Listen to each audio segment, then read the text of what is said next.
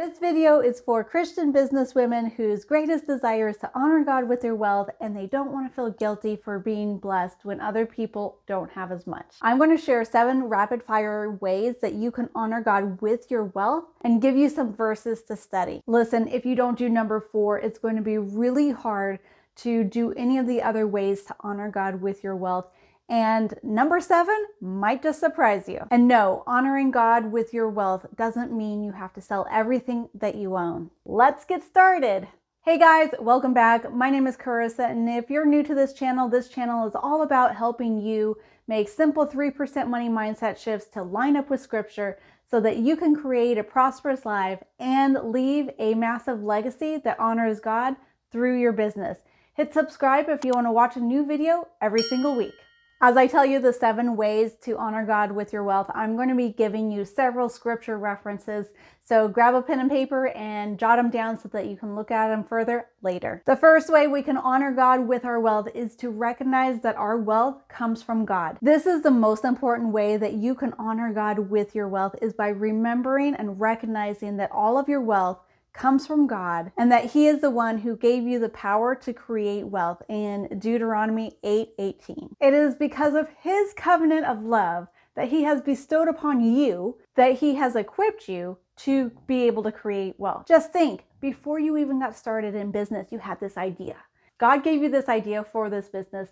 Now you've taken this idea, you've run with it, you've created a business where you can serve clients and they can exchange money in exchange for those services. As you remember that all of your wealth has come from God and from Him giving it to you in the first place, this will keep you humble, it will keep you joyful, it will keep you grateful. Even if you don't do any of the rest of the 6 ways to honor God with your wealth, if you do this one, to remember God, that He's the one who gave you the power to create wealth, this is going to put you squarely in the category of godly rich that I talked about in my last video. The second way we can honor God with our wealth is to know and understand that we are blessed to be a blessing. When you know and understand that your wealth is given to you from God, that it's for the purpose of blessing other people, you are able to bless as many people as you possibly can.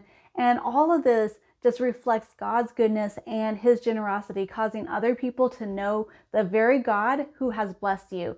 I would love to know how many people you would love to bless. Tell me in the chat. Now, this blessing for you to become wealthy comes from God's covenant with Abraham, which you have access to because Jesus took the curse that was meant for you and bore it on His own body on the cross. Genesis 12:2-3 says, "I will make of you a great nation. I will bless you. I will make your name great, so that you will be a blessing. I will bless those who bless you. I will curse those who curse you. And in you, all the families of the earth shall be blessed." I know many of you claim that you're being blessed to be a blessing. However, when the real meaning of this blessing from God is exceedingly great, exceedingly blessed in all areas, including wealth, this makes you a little uncomfortable. Does that passage really mean being exceedingly wealthy? You wonder if it's really okay for you to be wealthy as a Christian, and you wonder what other people are going to be thinking of you. And if you do become that wealthy, will you just waste it and squander it like you have on so many other occasions? In Abraham's story, because he walked with God, because he trusted and believed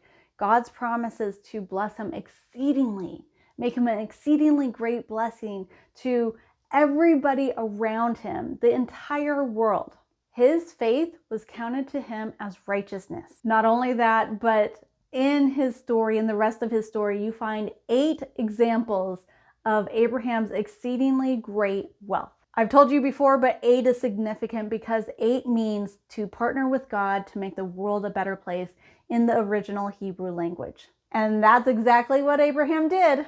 The third way you can honor God with your wealth is to take great joy in being extremely generous with your wealth. 2 Corinthians 9:7-11 says, "Give cheerfully out of your abundance to meet the needs of others, and God loves a cheerful giver." This third way to honor God with your wealth is the way that comes most naturally to you and me. We absolutely love being generous.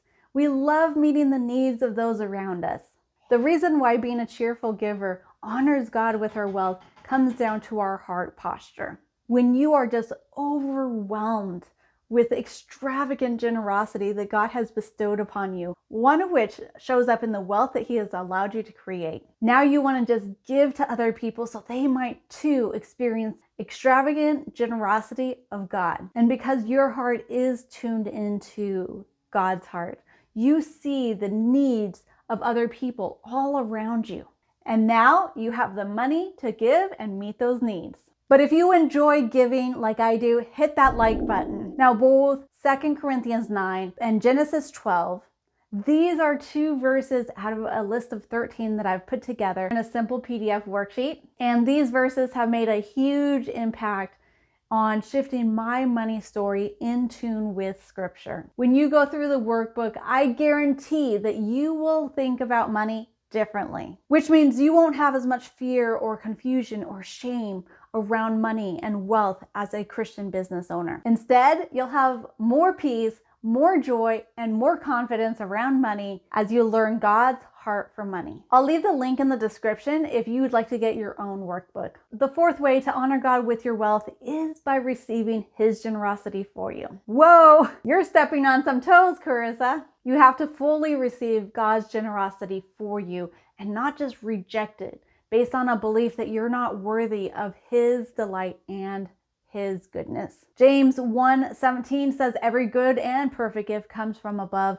It is coming down from the Father of lights, of whom there is no variation, there is no shadow due to change." This is a hard one for many Christian women because you've been told by others, by yourself, that you don't deserve anything good, or that you're not worthy of God's generosity. You question if God really wants to give to you. You've been told it's prideful or arrogant to receive something good, receive something generous for yourself. After all, it's better to give than it is to receive. Maybe you've told yourself that you have to earn God's generosity by your performance, that His generosity for you can be taken away if you don't measure up. I've struggled with a lot of these beliefs myself, and it wasn't until my husband and I were getting ready to buy a home, our first home after 14 years of renting, that I came to face with God's abundant generosity for me. He provided the resources we needed for a large down payment on a $480,000 home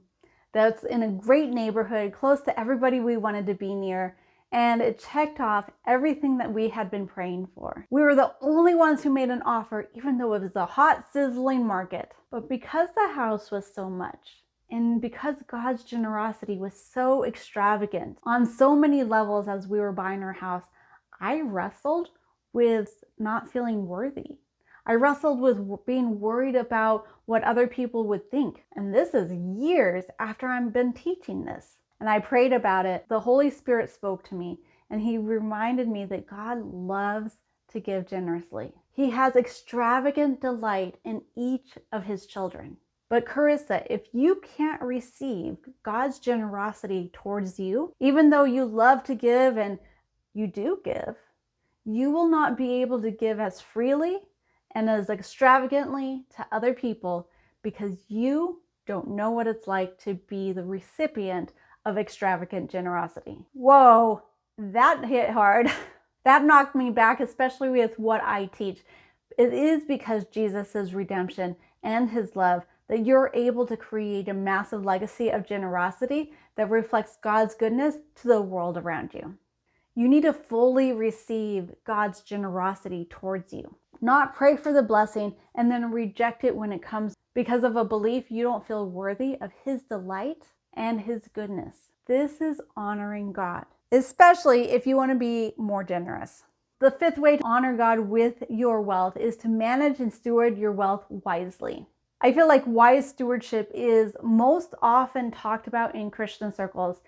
Save for the future, pay off debts, budget your money, don't spend more than you make, all these things. And yet I see a lot of you buried under shame and guilt for past money mistakes or ways you haven't handled money wisely. Often there are 2 simple reasons for this unnecessary guilt and shame. The first is you never had somebody sit down with you and teach you a simple plan to follow on how to manage your money. The second reason is that there's a lot of toxic money beliefs you've grown up believing, and no one has taken the time to show you through Scripture to believe what the Bible actually says about money.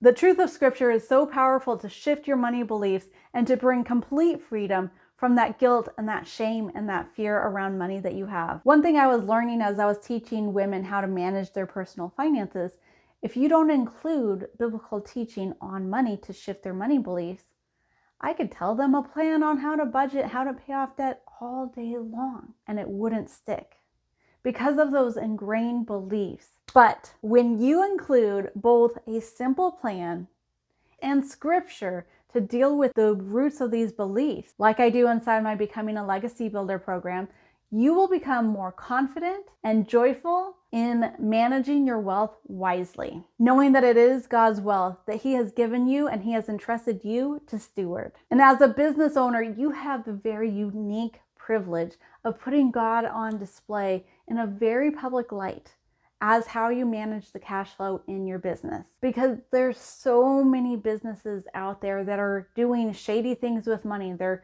evading taxes. They're not paying whatever it is. They're doing sketchy things with their money. Now, I might get some pushback for number 6, but stay with me because number 7 will surprise you. The 6th way to honor God with your wealth is to invest your wealth in order to bring increase. Jesus' parable in Luke 19 about the nobleman who gave a portion of his wealth to his servants and told them to conduct business with this wealth until he returned. This talks about using the wealth that you have been given so that you can cause it to grow and to increase. Because you will be held accountable for what you did with the wealth that God has given you and how you have caused it to increase. There are several really good ways to invest wealth for yourself. Retirement savings, 401ks, stocks. These ways of investing are means of providing for your family in the future, for leaving an inheritance to your children's children. This is very, very important. However, if you, in addition to those savings resources, those investment resources, if you invest your wealth in a business or multiple businesses that can continue to serve more and more people to make their lives better, this way of investing is tied to the covenant blessing that God has promised. When you invest in expanding your business so that you can serve more people, this allows you to really reflect the hand of God's provision in providing for your family and also creating wealth so that you can be extremely generous with the needs in your community, like we saw in 2 Corinthians 9. You don't have to wait until you're dead and gone to impact other people with your money. You can start right now. The 7th way we can honor God with our wealth is to take time to enjoy the wealth God has given you. You can honor God with your wealth by enjoying it. In Deuteronomy 16, God gave the people of Israel very specific instructions on how to celebrate the bountiful harvest, their wealth that they were blessed with in 3 different feasts throughout the year. Feast of the Unleavened Bread, Feast of Weeks, Feast of Booths. They were to invite everyone, family, employees, friends, ministers of the gospel, and those who were in need, have this huge feast. And some of them, it lasted for several days. This feast was to be a joyful celebration in honor of all the blessings that they had received from that year's revenue in their businesses, that it was marked with generosity. And here's the part I really love. This feast was held in the very presence of God, who joined them in the celebration, in how they gave back to God out of the overflow of what He had given to them. This made my heart sing as I realized God takes part in celebrating the goodness, the wealth that He has given us, and He wants to have a party. When you enjoy the benefits of your wealth with your family, with your coworkers, your friends, ministers of the gospel, and those who are in need. Even God comes down to celebrate with you. We can learn a lot from God's direction to the Israelites and celebrate the wealth created by serving others through our business and celebrate with everyone around. God promises to bless His people who walk with Him, those who believe His promises, with many good things, fruitful businesses, prosperity that overflows in joyous generosity. He is a good Father who takes delight in taking part in watching and participating with you as you enjoy these good gifts, the wealth that He has given you. It's like when my niece turned 3, she loved playing dress up. And so I decided to make her a dress-up trunk. I made her a tutu skirt, I made her butterfly wings, I gave her a collection of dresses, all kinds of other accessories. And when she opened up, her face just lit up. She stopped ripping open all of the other gifts and immediately tried on her tutu skirt. Over the next few months, we both played dress up every time I came over, and we loved it. Your Heavenly Father loves to give you gifts that He knows that you will enjoy, and He loves to watch you enjoy them with others. He wants to give you so much so that you can turn around and experience His heart of delight as you give lavishly to other people. Tell me below, did I miss any other ways that you can honor God with your wealth? Which way is your favorite? If these 7 ways to honor God with your wealth have made you even more excited to be generous, to impact more people, listen up. There are some incredible opportunities to create godly wealth through your own business and or buying a business from somebody who is retiring in the next 10 years. If you want to know what these are, watch this video where I break down these opportunities and I give you my top 5 predictions for Christian businesswomen. I know you have never thought of number 5, but I believe it's going to change the face of business forever. Go ahead and watch this video. I'll see you over there.